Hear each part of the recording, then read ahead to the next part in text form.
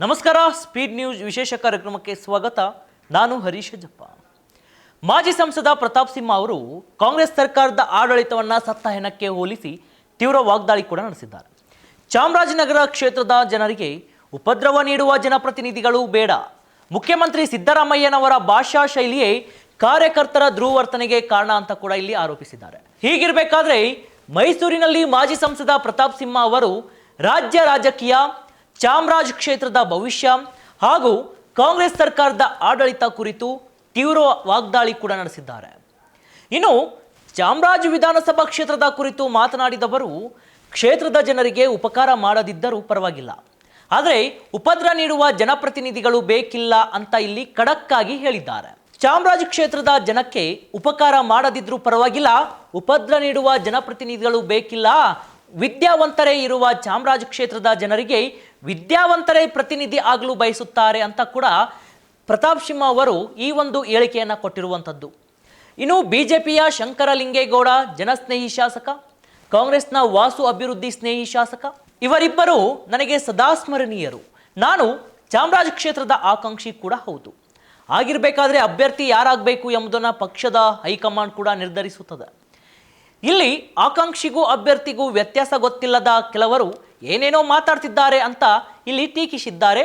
ಇನ್ನು ಮಾಜಿ ಸಂಸದ ಪ್ರತಾಪ್ ಸಿಂಹ ಅವರು ಶಿಡ್ಲಘಟ್ಟ ಪೌರಾಯುಕ್ತಗೆ ಕಾಂಗ್ರೆಸ್ ಮುಖಂಡನಿಂದ ಧಮಕಿ ಹಾಕಿದ ಪ್ರಕರಣದ ಕುರಿತು ಕೂಡ ಪ್ರತಿಕ್ರಿಯಿಸಿದ್ದಾರೆ.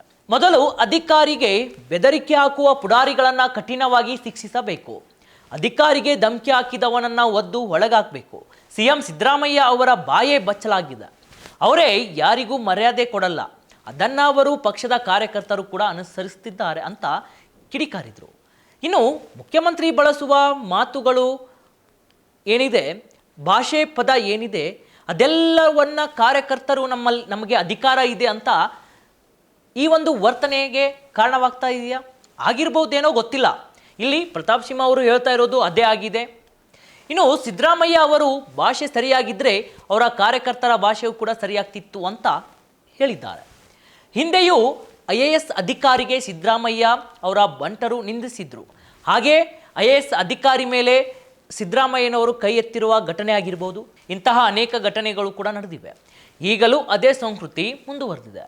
ರಾಜ್ಯವನ್ನು ಮೊದಲು ಫ್ಲೆಕ್ಸ್ ಮುಕ್ತ ಮಾಡಬೇಕು ಅಂತ ಆಗ್ರಹಿಸಿದ್ದಾರೆ ಪ್ರತಾಪ್ ಸಿಂಹ ಅವರು. ಇನ್ನು ನನ್ನ ಫೋಟೋ ಇದ್ರೂ ಕೂಡ ಫ್ಲೆಕ್ಸ್ಗಳನ್ನು ತೆಗೆಸಬೇಕು ಅಂತ ಕೂಡ ಇಲ್ಲಿ ಸ್ಪಷ್ಟಪಡಿಸಿದ್ದಾರೆ. ರಾಜ್ಯದ ಆಡಳಿತ ವ್ಯವಸ್ಥೆ ಸಂಪೂರ್ಣವಾಗಿ ಕುಸಿದಿದೆ. ಇಲ್ಲಿ ಕಾಂಗ್ರೆಸ್ ಸರ್ಕಾರದ ಮೇಲೆ ತೀವ್ರ ವಾಗ್ದಾಳಿ ಇಲ್ಲಿ ನಡೆಸಿದ್ದಾರೆ ಪ್ರತಾಪ್ ಸಿಂಹ ಅವರು. ರಾಜ್ಯದಲ್ಲಿ ಆಡಳಿತ ಸತ್ತಿದೆ. ಆ ಸತ್ತ ಆಡಳಿತದ ಹೆಣವನ್ನು ಸಿದ್ದರಾಮಯ್ಯ ಮುಂದೆ ಹೊತ್ತಿದ್ದಾರೆ, DK ಶಿವಕುಮಾರ್ ಹಿಂದೆ ಹೊತ್ತಿದ್ದಾರೆ. ಆಡಳಿತದ ಹೆಣವನ್ನು ಮುಂದೆ ಹೊರುವ ಪ್ರಯತ್ನವನ್ನು DK ಕೂಡ ಮಾಡ್ತಿದ್ದಾರೆ.